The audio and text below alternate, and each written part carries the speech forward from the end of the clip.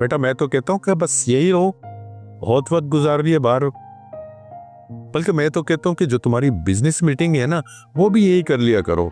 अब मैं तुम्हारे साथ हूँ। कहेंगे अंकल, लेकिन यहाँ रहने के लिए कोई मोटिवेशन भी तो होनी चाहिए। मुझे कोई इतराज नहीं। तो समझ लो कि इसका बंदोबस्त हम करवा देंगे। वो कैसे? भाई शादी हो जाएगी, तुम्हारे पाँव में बेड़ियां पड़ जाएंगी, फिर तुम्हारा जाना मुश्किल हो जाएगा। डैड भी इस्रार कर रहे हैं और आप लोग भी कह रहे हैं, लेकिन अंकल मैंने इस बारे में कभी सोचा नहीं।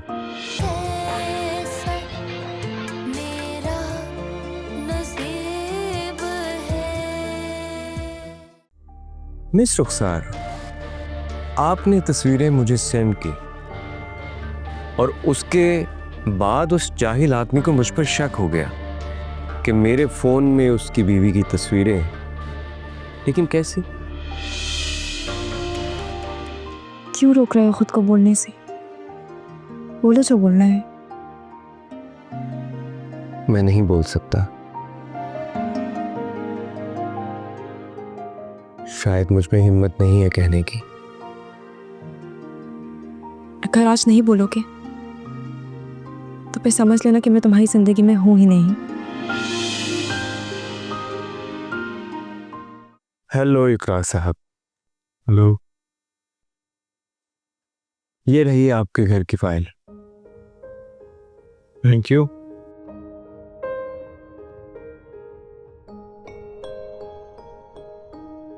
और अब मैं उम्मीद करता हूं कि आप नए जज्बे के साथ इस फील्ड में दोबारा काम शुरू करेंगे। इरादा तो यही है। रुखसार से बात हुई थी मेरी, उसके तेवर अब तक नहीं बदले। इकरार साहब, आप उसकी फिक्र करना छोड़ दें। और आपको क्या जरूरत है उसे फोन करने की? आप सिर्फ एक पॉजिटिव एटीट्यूड के साथ, पॉजिटिव एनर्जी के साथ इस फील्ड में दोबारा काम शुरू करें। That's it. अच्छा फवाद, मुझे तुमसे एक बात पूछनी थी, एक मशवरा चाहिए। तुम बताओ मुझे ये करना चाहिए या नहीं? जी पूछें सर। यार तुम पहले तो ये सर्वर कहना बंद करो मुझे। तो मेरे भाइयों की तरह इकरार बोलो मुझे। अच्छा ठीक है इकरार, बताइए क्या बात है। मुझे ये बताओ कि अगर मैं अपनी टीम में एक ऐसे शख्स को लेना चाहूं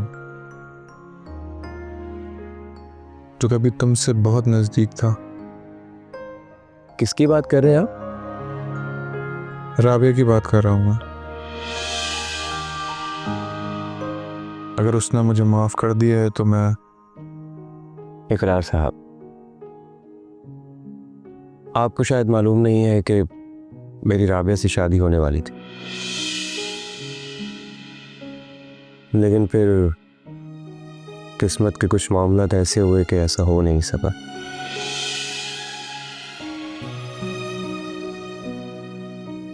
हमारी शादी नहीं हुई और वो मुझे छोड़कर चली गई। सुन के अफसोस हुआ फवाद। अब शायद वो वापस भी नहीं आएंगी। यार मेरा दिल था कि मैं उसे अपनी टीम में शामिल करूं, उससे अपनी तमाम गलतियों की माफ़ी मांगूं जो मुझसे हो गई, लेकिन अब ऐसा मुमकिन नहीं होगा।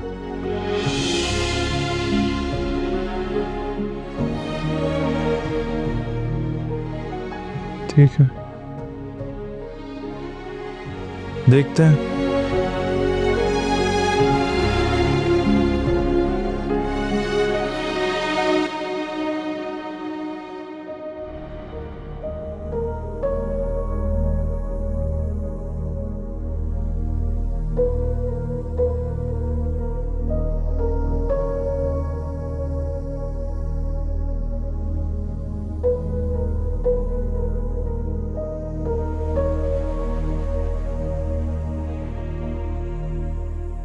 मैं भी कैसे पागल हूँ, एक ऐसे शख्स के बारे में सोच रही हूँ जिसे खुद समझ नहीं आ रहा है कि वो क्या करे, जबकि उसके दिल में कोई और है। तो अब मुझे उसका पीछा छोड़ देना चाहिए। अब चाहे वो कुछ भी सोचता रहे, किसी से भी मोहब्बत करता रहे, मेरा उससे कुछ लेना देना नहीं, बात खत्म।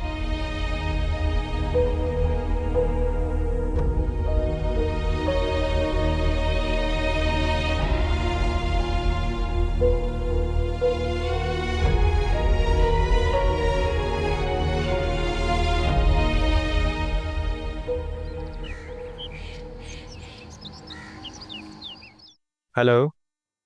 हेलो जी इकरार साहब, मुझे पता चला है कि आपके ऑफिस का इफ्तिताह हो रहा है। रुखसार बहुत गुस्से में है। अपना ख्याल रखिएगा। तुम फिक्र नहीं करो फवाद, एक खुशखबरी है, लेकिन मैं ये तुम्हें वहीं आके बताऊंगा। ऑफिस खोलने की खुशी में मैंने घर पर एक पार्टी का अरेंजमेंट किया है। सबको बुलाया है, तुम्हें भी आना है। बस तुम्हें वहीं पे सरप्राइज मिलेगा कि मैंने तुम्हारे लिए क्या सरप्राइज प्लान किया है। चले देखते हैं। वैसे इकरार साहब, मुझे बहुत खुशी है कि आप दोबारा से अपनी नई जिंदगी शुरू कर रहे हैं। Thank you Fawad. You welcome.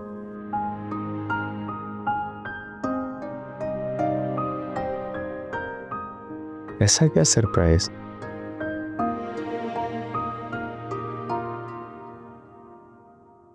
अच्छा अच्छा ठीक है भाई, मैं 2 घंटे में आ रहा हूं ना तुम्हें लेने के लिए। वैसे सच पूछो बेटा तो आज मैं बहुत खुश हूं क्योंकि तुम हमारे कहने पर आ रहे हो। नहीं टेंशन मत लो, मैं पहुंच जाऊंगा वक्त पे। ओके बेटा, अल्लाह हाफिज। बेटा मैं मुनीब को लेने के लिए जा रहा हूँ थोड़ी देर में। तुम ऐसा करो कि लंच में ना कोई अच्छी सी चीजें बना लो। अब ठीक है अंकल, आप मुझे बता दें, मैं बना दूंगी। हाँ वो भी मैं बता दूंगा। वैसे बेटा तुम्हें देखकर आज मैं बहुत खुश हो रहा हूँ क्योंकि काफी अरसे बाद तुम्हारे चेहरे पर मुझे खुशी नजर आ रही है। अंकल आपके आने के बाद से मैं बहुत खुश हूँ। बेटा एक ईमानदारी की बात है और मेरा तुमसे वादा है कि तुम्हारी खुशी ना मेरे लिए बहुत अहम है।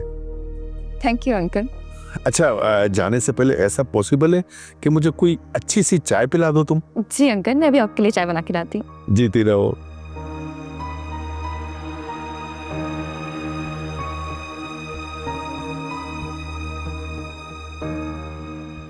हाँ भाई मुनीब आ रहा है यार, कमाल करते हो तुम।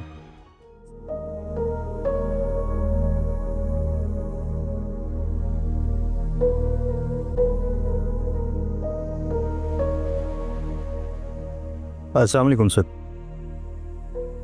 वालेकुम अस्सलाम। खैरियत है समीर? आज तुम अकेले तशरीफ लाए हो? वो मिस रुखसार कह रही थी कि आज तुमसे और तुम्हारी बीवी के साथ कॉन्ट्रैक्ट साइन करेंगी। सर वो सबसे पहले तो मैं अपनी गलती की माजरत करना चाहता हूँ और दूसरी बात। एक मिनट। और दूसरी बात मैं तुमसे कह रहा हूँ, तुम्हें जिसने भी ये सब कुछ करने के लिए कहा था उसके सामने सारी बात क्लियर हो जानी चाहिए ताकि दोबारा कोई इस तरह की गलतफहमी ना हो। देखो समीर, मेरा तुमसे ज़ाती कोई झगड़ा नहीं है और ना ही मैं ये चाहता हूं, तो बेहतर है कि हम एक दूसरे के साथ इस तरह बुरे तरीके से ना पेश आएं। और मेरी कोई गलती तो है नहीं, तुम अच्छी तरह से जान चुके हो। सर गलतफहमी हो जाती है, एक बार फिर हो गई सर। तो यार बार बार क्यों गलतियां कर रहे हो? समीर, तुम्हें यहाँ पर लेकर आने वाला कौन है? मैं हूँ। तो तुम्हें मुझसे मिलकर ये अंदाज़ा नहीं हुआ कि मैं किस तरह का इंसान हूँ? सर मैंने कहा ना मुझसे गलती हो गई है। ठीक है, इस रुखसार से मिल लो, बाकी बात फिर उसके सामने ही करूँगा ना। तुम यकीन करो, मैंने राबिया के अलावा कभी किसी के बारे में नहीं सोचा और ना ही सोचना चाहता था।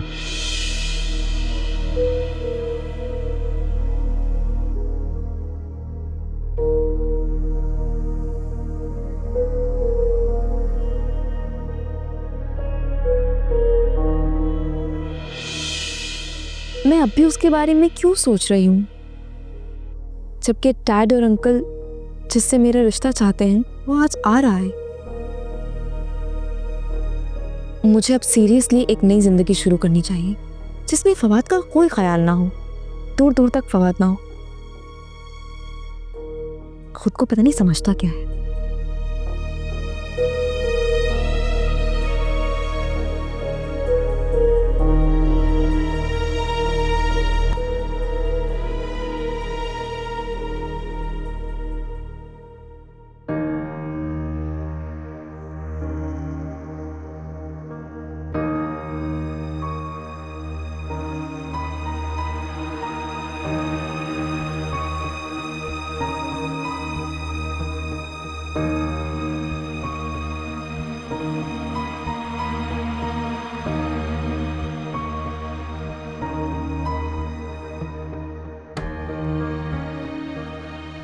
शायद मैंने मनाहिल की मोहब्बत का गलत जवाब दिया है। मैं भी क्या करूं, मजबूर हूं। चाहे राबिया मेरी जिंदगी में ना हो, लेकिन उसे बुला तो नहीं सकता।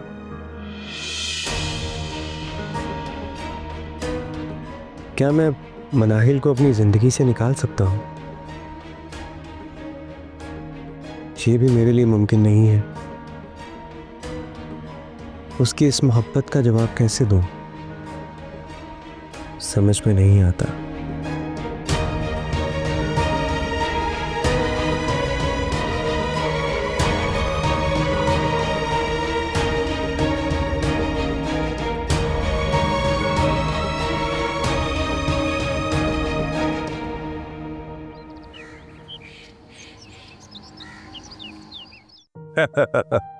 सच पूछो बेटा तो तुम्हारे आने की इतनी खुशी है कि मैं बयान नहीं कर सकता। अंकल मुझे भी यहाँ आने की बहुत खुशी है। काफी टाइम बाद आया हूँ। आप अंदाजा लगा लें कि मेरा क्या हाल होगा। बेटा मैं तो कहता हूँ कि बस यही रहो, बहुत वक्त गुजार रही है बाहर। बल्कि मैं तो कहता हूँ कि जो तुम्हारी बिजनेस मीटिंग है ना, वो भी यही कर लिया करो। अब मैं तुम्हारे साथ हूँ। कहेंगे अंकल, लेकिन यहाँ रहने के लिए कोई मोटिवेशन भी तो होनी चाहिए। मुझे कोई इतराज नहीं। तो समझ लो कि इसका बंदोबस्त हम करवा देंगे। वो कैसे? भाई शादी हो जाएगी, तुम्हारे पाँव में बेड़ियां पड़ जाएंगी, फिर तुम्हारा जाना मुश्किल हो जाएगा। डैड भी इस्रार कर रहे हैं और आप लोग भी कह रहे हैं, लेकिन अंकल मैंने इस बारे में कभी सोचा नहीं। मेरा मानना है कि जब तक वो दिल से पसंद ना हो, उसे दिल में जगह नहीं देनी चाहिए। और अब एक शादी बड़ा फैसला है और मैं ये सोच समझ कर फैसला करूंगा। भाई हमारी तो दिल से दुआ है कि तुम्हें वो मिल जाए जो तुम्हें दिल से पसंद हो। अस्सलाम वालेकुम। वालेकुम सलाम। बेटा इनसे मिलो, ये है हमारी क्यूट सी भतीजी मनाहिल। अच्छी, मेरी इनसे फोन पे बात हुई थी। जी, आप ही थे ना जो फोन पे मेरे बारे में जानना चाह रहे थे? जी, और जानने के लिए मैं यहाँ तक मिलने चला आया। फोन पे बात नहीं हुई तो टिकट कटाकर यहाँ तक आ गए। लगता है बहुत फ्री टाइम है आपके पास। मेरा टाइम सिर्फ उन लोगों के लिए होता है जो मेरे लिए बहुत कीमती। अंकल देख रहे हैं आप, ये मुझे कितना कीमती कह रहे हैं। नहीं, मैंने आपकी बात तो नहीं की।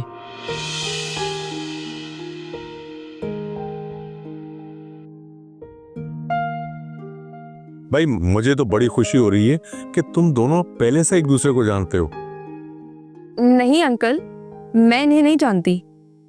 मुझे तो लगता है कि ये कुछ ज्यादा ही फ्री होने की कोशिश कर रहे हैं मेरे साथ।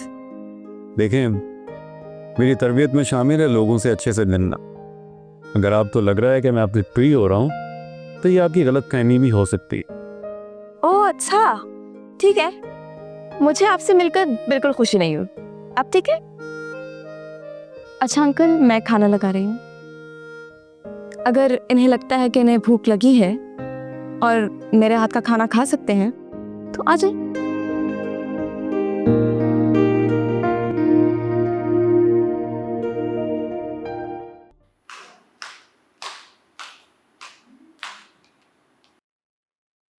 मिस्टर फवाद, मैं एक ज़रूरी काम से जा रही हूँ, चलो मेरे साथ। ये क्या? की चाबी है, गाड़ी तुम ड्राइव करोगे। मैं अब आपका ड्राइवर नहीं हूं कि बार बार आपकी गाड़ी ड्राइव करता रहूं। अच्छा, तो मैं पूछ सकती हूँ क्या काम है तुम्हारा? यहाँ फारिग बैठे हो ना, गाड़ी ड्राइव कर लोगे तो कौन सी तुम्हारी शान में गुस्ताखी हो जाएगी? अपनी बात करें आप मिस रुखसार। अपनी अना की तस्कीन के लिए जो आप रवैया इख्तियार करती हैं, कभी सोचा है आपने उस बारे में? सोचती हूँ, हमेशा सोचती हूँ। इसीलिए तो तुम्हें ये चाबी पकड़ा रही थी, ताकि तुम रुखसार खान के ड्राइवर बनो और तुम्हें अपनी इज्जत महसूस हो। अगर आपको मेरी इज्जत की इतनी ही फिक्र है तो जो कल बात मैंने आपसे की थी वो आप समीर के साथ करेंगे। वो आया हुआ है यहाँ पे, आप उसे ये बताएंगी कि वो तस्वीरें आपने मुझे भेजी थी, ताकि उसे भी तो पता चले कि किसकी नीयत में खोट है और कौन है जो चाह रहा है कि मेरे किरदार को गलत अंदाज में पेश किया जाए। आप उसे ये सब कुछ बताएंगी, और अगर आपने उसे ये सब कुछ ना बताया तो फिर मैं उसे बताऊंगा। इतनी जल्दी भी क्या है? ये अभी जरूरी है। अच्छा ठीक है, मैं उससे बात कर लूंगी। बात मेरे सामने होगी, अब उससे बात करें। 1 मिनट फवाद, तुम तो बहुत कुछ चाहते हो, क्या सब बता दूं उसे?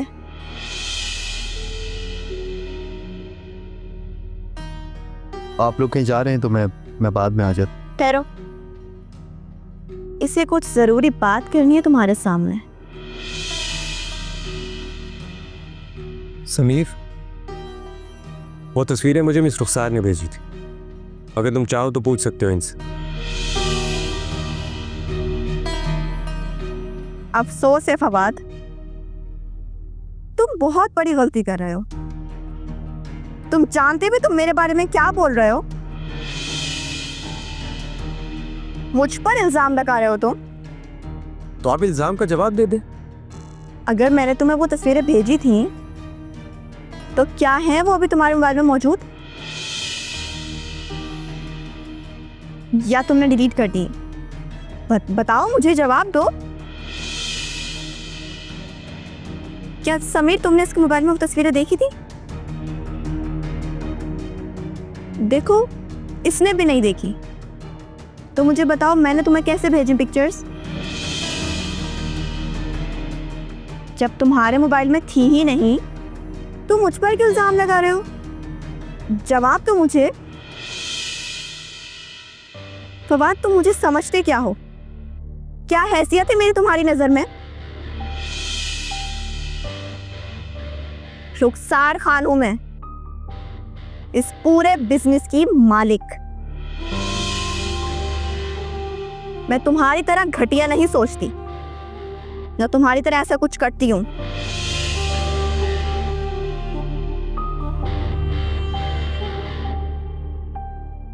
समीर, तुम गाड़ी ड्राइव कर लेते हो?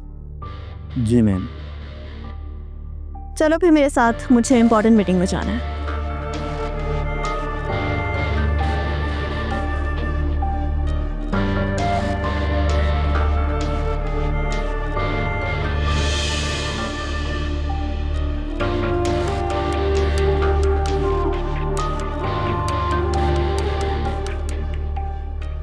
फवाद, तुमने सोच भी कैसे लिया कि तुम उस अनपढ़ जाहिल गवार के सामने मुझे जलील करोगे? खैर, मिलते हैं बाद में। और मेरे खिलाफ साजिशें करना छोड़ दो। सुना तुमने?